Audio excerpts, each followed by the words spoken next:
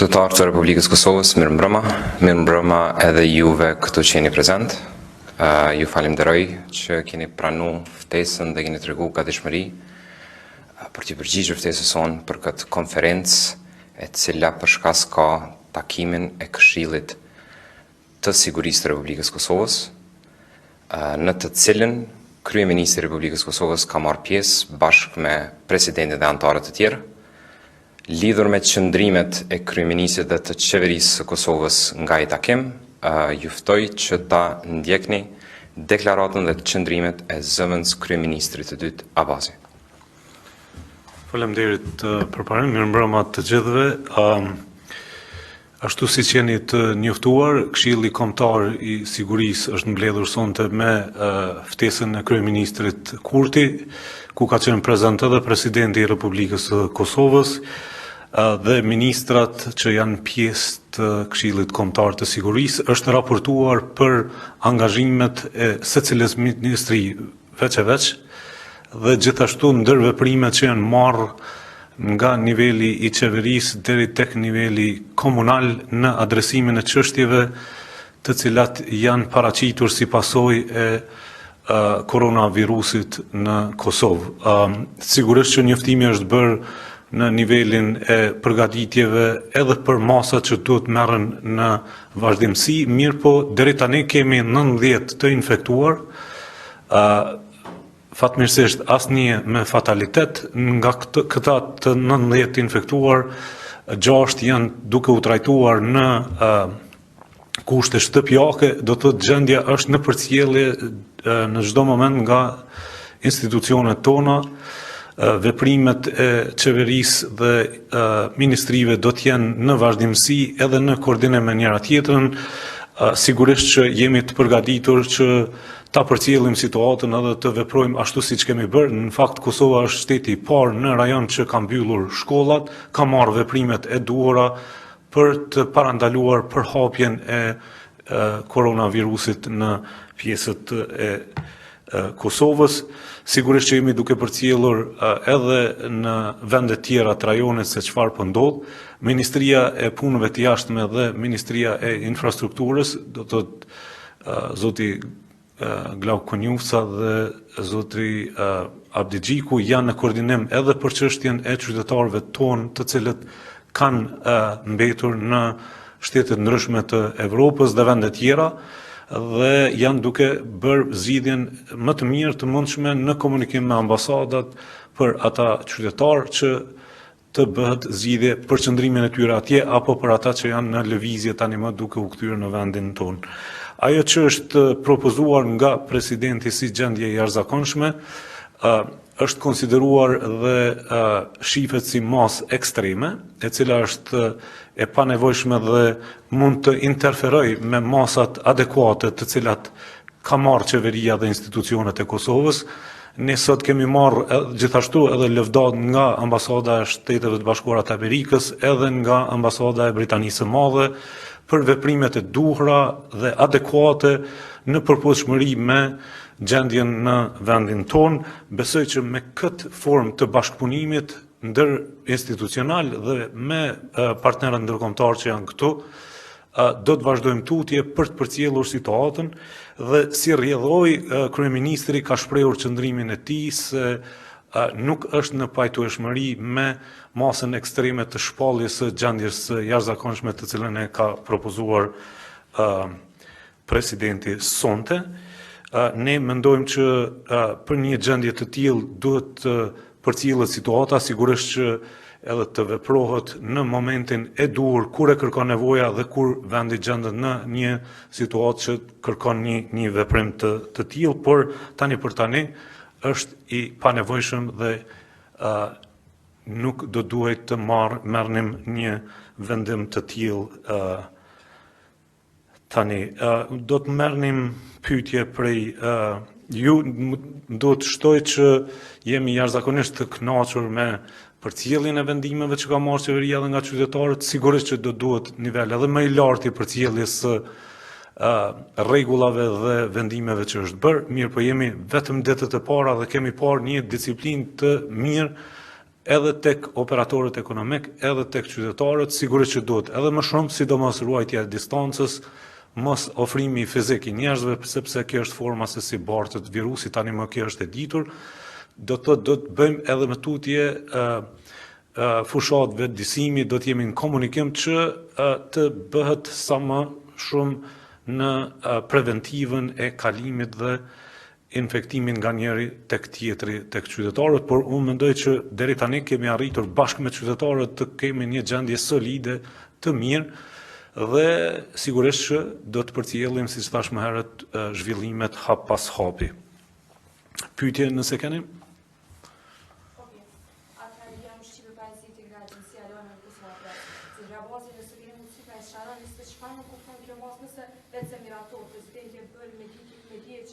Kjo do të shkojë në kuvend të Kosovës, ky dekret e pastaj të miratonës. Nëse miratohet, pse ju përshini të panevojshme këtë mos? Çfarë nuk kupton kjo? A do të mbyllen edhe këtu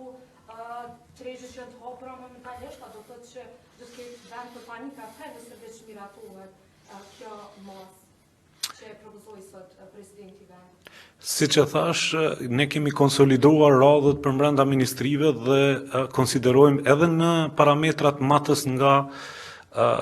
institucionet tjera ndërkombëtare që janë këtu, por edhe qeveritë që janë duke përcjellur punën tonë, vetëm është në rrugë të mbarë edhe me intervenim adekuat ndaj gjendjes ku jemi. Çfarë do lëvizje nga ky plan i veprimit të qeverisë do të interferoj edhe mund ta dëmtoj në një formë rrjedhën e mbarë të intervenimeve që është bërë, sidomos nga Ministria e Shëndetësisë, po me përcjelljen dhe përkrahjen edhe të Policisë së Kosovës, Inspektoriatit të Punës, Inspektoriatit të Tregtisë, kryetarëve të kuvendeve, kryetarëve të komunave që po ashtu kanë mobilizuar grupet e tyre të punës në nivelin komunal, do të thotë është një organizim që tani më është vendosur në binar. Zhvendosja në gjendje të jashtëzakonshme, siç e thash, është mas ekstreme, ku në një formë vendosen mekanizmi i FSK-s në veprem dhe deri sot ndodh ky tranzicion në një situatë e cila realisht është plotësisht në kontroll edhe është duke u mirëmbajtur nga institucionet dhe ministritë përkatëse, do të shkakton të interferim dhe mund, me që asnjëherë Kosova nuk është përballuar me një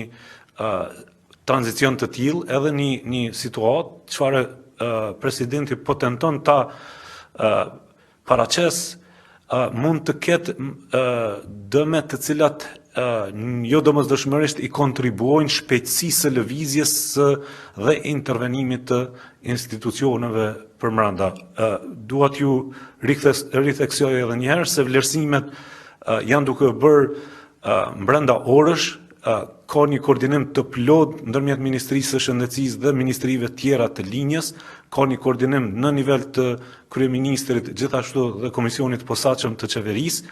ka koordinim ndërmjet dy zëvendës kryeministrave gjatë gjithë kohës dhe stafit tjetër përcjellës, kështu që adresimet ndaj çështjeve që po lindin si pasojë pandemisë dhe vendimeve të qeverisë janë duke u adresuar në mënyrë të shpejtë dhe adekuate, që ne konsiderojmë, kryeministri e tha drejt për së drejti sonte, se jemi në gjendje që ka nevojë për reagim, mirë por reagimi është bërë nga qeveria dhe po bëhet në mënyrë adekuate dhe të shpejtë. Nëse mundëm vetëm ta plotësoj dhe të qëndroj një linjë me zëvendës kryeministrin Navazi, propozimi i presidentit të Republikës Kosovës për shpallje të gjendjes së jashtëzakonshme përpas që është ekstrem, arsyetimi i këtij propozimit si masë preventive për parandalimin e më të tjershëm të pandemisë me të cilën po ballafaqohemi është i paqëndrueshëm. Masa preventive ka marrur qeveria deri më tani madje ka marrë ato masa edhe në kohë kur nuk kemi pasur asnjë të shënuar me virusin COVID-19. Ne konsiderojmë që kjo masë, përpos që është ekstreme, përpos që është e palogjikshme, ajo është e ngushme dhe është e papërgjithshme, duke qenë se bën thirrje për një paniket për cilën nuk ka nevojë. Qeveria e Kosovës dhe vendimet të cilat ajo i ka marrë kanë qenë shembull jo vetëm për shtetet në rajon, por edhe për shtetet përgjatë gjithë kontinentit evropian. Ajo ka marrë të gjitha vendimet të cilat kanë ndjekur një logjik të vendimarrjes. Kujtojmë që vendimi i parë i qeverisë si masë preventive ka qenë fillimisht mbyllja shkollave private dhe publike, kufizimi i kohë veprimit të pubeve, kafeterive kështu me radhë, dhe më pastaj duke ndjekur po të njëjtën logjik, këto veprime vetëm janë forcuar duke pas për bazë zhvillime të cilat kanë ndodhur përgjatë ditëve në vijim. Shfrytëzoj rastin që t'ua përkujtoj qytetarëve të Republikës Kosovës që të kujdesen për higjienën e tyre, të pastrojnë duart sa më shpesh që munden, t'i shmangën turmave dhe për aq kohë sa munden të rrinë në shtëpi. Dua t'ju kujtoj se vend për panik nuk ka, por për kujdes të shtuar gjithsesi. Faleminderit. A keni mbështetjen e partnerit të koalicionit në këtë rast LDK-s që mos të shpallet pra gjendje jashtëzakonshme, veçanërisht se ju vetë se po kundërshtoni në përshëndetje si masë të nevojshme? Siç theksova, të gjitha masat, veprimet, vendimet janë marrë të përbashkëta për brenda qeverisë. Ministrit pa dallim partnerit koalicionit kanë vepruar edhe janë duke vepruar në vazhdimsi me dinamikën 24 orëshe. Kjo nuk është çështje partijake, as çështje një individi të vetëm, është çështje e institucioneve të Kosovës, në këtë rast qeverisë, e cila ka edhe për detyrë dhe ka marrë përgjegjësinë për të marrë të gjitha masat dhe vendimet e duhura për të përballuar me pandeminë e koronavirusit. Kështu që nuk kemi asnjë në dyshje e asnjë dallim përbrenda masave dhe veprimeve që kemi marrë, edhe sonte diskutimi për çështje në fjalë ishte po ashtu përbrenda gatishmërisë qeverisë dhe bashkëveprimit pa dallim partijak. Pra mendoni që do të miratohet këtë deklarat nga i presidenti? Jo, mendojmë, siç e tham, edhe nga qëndrimi i kryeministrit, por edhe shumicës së pjesëmarrësve në takimin e Këshillit të Sigurisë Kombëtare ishte që kjo është masë ekstreme e panevojshme në këtë moment, dhe ne nuk jemi duke shkuar askund, jemi duke punuar 24 orë këtu, bashk në një rrethon tjetër, prap do të ulemi, do të diskutojmë, shpresojmë të mos vim asnjëherë në një gjendje ku nevojitet. T'ju rikujtoj që i vetmi vend në rajon që ka shpallur gjendje të jashtëzakonshme është Serbia, dhe asnjë vend tjetër në rajon, e as Italia. Ju keni parë edhe ngjyrat e flamurit italian, ne jemi në solidaritet të plot me shtetin italian dhe popullin italian për atë që ka ndodhur atje, por duke mësuar nga praktikat e vendeve tjera, ne kemi marrë masat e hershme, thash Kosova ka qenë vendi i parë që ka marrë masat e hershme për parandalimin e koronavirusit dhe nuk shohim asnjë arsye që të ndrojmë kursin e veprimit apo riorganizimin e angazhimit institucional përtej vijave të asaj që ka përcaktuar qeveria me vendimet e saj dhe angazhimit direkt, siç e tha ministri i shëndetësisë zotri Vitia. Tani në këtë betejë me koronavirusin, ushtarët janë mjekët, mantelbardhët dhe ashtu siç duhet, Ministria e Shëndetësisë është në frontin e parë të dhënies së të gjithë ndihmës dhe nevojave që paraqiten në luftimin dhe parandalimin e pandemisë. Ju faleminderit shumë, natën e mirë.